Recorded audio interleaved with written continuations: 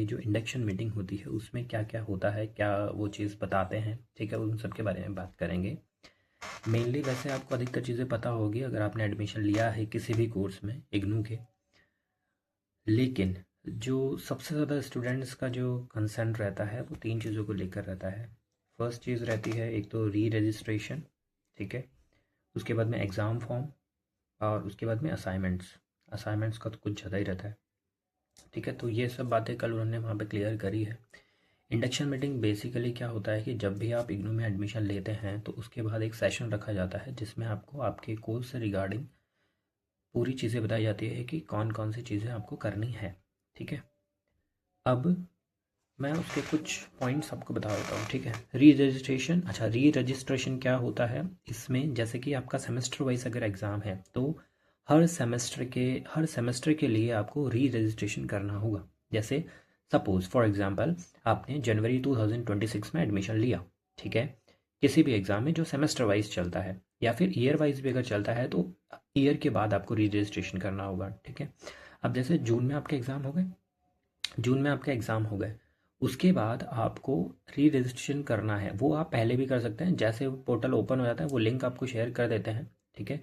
लेकिन वो आपको रजिस्ट्रेशन करना ही होगा, और अगर आपने नहीं करा तो आपके 6 महीने लॉस्ट हो जाएंगे। फिर आपको दिसंबर में मौका मिलेगा वापस री रजिस्ट्रेशन करने का। तो इसलिए कल उन्होंने हमें वहाँ पे बताया था कि आपको री रजिस्ट्रेशन, आपका एग्ज़ाम हो गया, एग्ज़ाम हुआ नहीं हुआ, ठीक है, आपको रिज़ल्ट का वेट नहीं करना है, उससे पहले आपको री रजिस्ट्रेशन करवाना अनिवार्य है, ठीक है, पहली बात।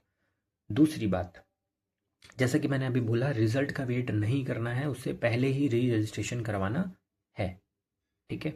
दूसरी बात, एग्ज़ाम फॉर्म। तो एग्ज़ाम फॉर्म आप भरेंगे, एग्ज़ाम फॉर्म मतलब कि जैसे आपने एडमिशन ले लिया, अब आपका जून में अगर एग्ज़ाम है तो उससे पहले एग्ज़ाम फॉर्म, जैसे अभी एग्ज़ाम फॉर्म का लिंक ओपन है, 26 अप्रैल को जो है लास्ट डेट है एग्ज़ाम फॉर्म भरने की, ठीक है।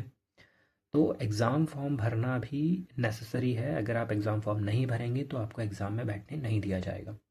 आपने एडमिशन ले लिया इसका मतलब ये नहीं है कि आप डायरेक्टली जाके एग्ज़ाम दे देंगे, नहीं, इग्नू में ऐसा नहीं है, ठीक है।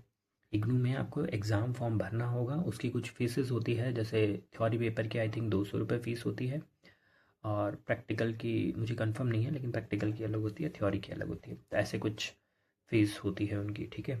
तो वो एग्ज़ाम फॉर्म फ़ीस होती है, वो भी आपको फिल करनी होती है, ठीक है। अब ये पॉइंट दो बात हो गई, एक तो री रजिस्ट्रेशन करवाना बहुत ज़रूरी है, दूसरी चीज़ एग्ज़ाम फॉर्म भरना बहुत ज़रूरी है, ठीक है। जब भी एग्ज़ाम आएंगे हर टर्म एंड एग्ज़ाम में से पहले ये जो एग्ज़ाम फॉर्म होते हैं वो भरने होते हैं। एक और चीज़, अगर आपको एग्ज़ाम नहीं देना तो आप एग्ज़ाम फॉर्म नहीं भरेंगे। फॉर एग्ज़ाम्पल आपने जनवरी 2026 में एडमिशन लिया सेशन में, ठीक है, आपका एग्ज़ाम होने हैं जून में। सपोज़ जून में आपके कोई काम है, आपको कहीं जाना है, आपके अदर कॉलेज एग्ज़ाम है, ठीक है, आपके घर में शादी है, कुछ भी XYZ, तो आपको जून में एग्ज़ाम अगर नहीं देना है तो आप एग्ज़ाम फॉर्म मत भरिए, फालतू में अपने पैसे बर्बाद नहीं करिए, आप फिर दिसंबर वाले एग्ज़ाम फॉर्म ही भरिएगा, ठीक है। ये दूसरी बात कंफर्म। अब आ जाते हैं असाइनमेंट में, ठीक है। असाइनमेंट जो है वो सबमिट होते हैं, जैसे एमलिस की ही अगर बात करें, ठीक है, तो एमलिस 1 ईयर का प्रोग्राम है। जनवरी 2026 में आपने एडमिशन लिया तो आपके जो असाइनमेंट होंगे वो सबमिट होंगे 1 सितंबर से लेकर 31 दिसंबर तक। कब तक? 31 दिसंबर तक। ये जो है ये ऑलरेडी डिसाइडेड है, ठीक है। इसके बाद अगर उनको बढ़ानी होगी तो वो अलग से नोटिस जारी करते हैं, वरना ये ऑलरेडी डिसाइडेड है, ये डेट्स 31 दिसंबर तक आपको जमा करवानी ही होगी, ठीक है।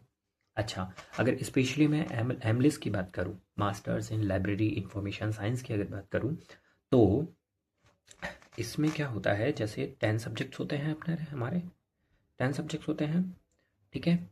इन सब का जो है असाइनमेंट बनाना है अपन को, ठीक है। अच्छा, प्रोजेक्ट को छोड़ दो इसमें, और एक इंटर्नशिप को छोड़ दो, तो बाकी जो 8 हैं उनके आपको असाइनमेंट्स बनाने होंगे, ठीक है।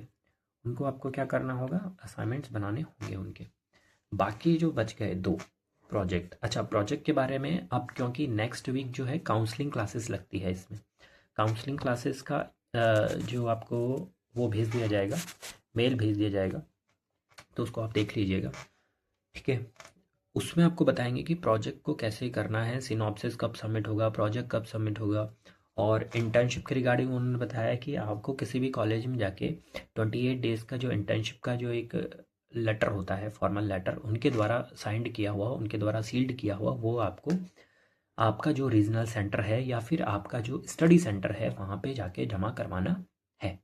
ठीक है, ये तो हुई एमलेस की बात, असाइनमेंट्स की बात। ठीक है, असाइनमेंट्स का स्पेशली जो फर्स्ट पेज होता है वो इग्नू ने स्पेशली उसमें बताया हुआ है, आपकी जो हमारी जो गाइड होती है, ठीक है, एग्ज़ाम गाइड, उसमें बताया हुआ है। मैं भी अभी शेयर कर दूंगा, लास्ट में मैं वो पेज लगा दूंगा।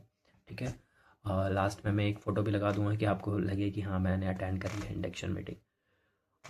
उसके बाद असाइनमेंट में हो गया, ये वाली बात हो गई। असाइनमेंट क्वेश्चन पेपर कहाँ से मिलेंगे, तो असाइनमेंट क्वेश्चन पेपर जो है जैसे जनवरी 2026, वो आप जो समर्थ पोर्टल है उस पर आपने स्टूडेंट लॉगिन करके, स्टूडेंट पोर्टल है वो इग्नू का, तो वहाँ पे लॉगिन करके आप ले सकते हैं। एक और कंसर्न अगर रहा, बुक्स का भी कंसर्न रहता है, तो बुक्स वैसे तो आ जाती है, अगर आपके पास कोई बुक्स मिसिंग है तो वो क्योंकि वहाँ पे प्रिंटेड नहीं होती है इसलिए भी वो मिस कर देते हैं, वो अगले लॉट में आपको भेज देंगे। अगर नहीं भी आती है, ठीक है, एक दो बुक अगर मिस हो जाती है स्टडी मटेरियल, तो आप जो है वो ई ज्ञान कोर्स से उसको डाउनलोड, पीडीएफ डाउनलोड कर सकते हैं उसका। ठीक है, और तो कुछ था नहीं ऐसा स्पेशल। ये सब बातें थी। वैसे बहुत ही नॉलेजेबल सेशन रहता है, ऐसा नहीं है, वहाँ पे आपको मोटिवेट भी किया जाता है कि किस तरह से आप जो है सेम, मतलब कि एक ही उसमें आपका जो टेन्योर होता है 1 साल के अंदर अंदर आप कैसे उसको कंप्लीट कर सकते हैं। ठीक है, आपको आपके जो स्टडी सेंटर में आपके जो कोऑर्डिनेटर्स हैं उनसे मिलवाया जाता है। तो ऐसा नहीं है, बोरिंग सेशन नहीं होता है। हमारा 2 घंटे का सेशन हुआ तो बहुत ही अच्छा इंटरेक्टिव सेशन हुआ। ठीक है, तो बस यही बातें थी। अगर इसके बाद भी आपको कोई डाउट रहता है तो आप प्लीज़ कमेंट बॉक्स में लिख सकते हैं, मैं कोशिश करूँगा कि आपको जवाब दे सकूँ। Okay, thank you so much. जय सिया राम।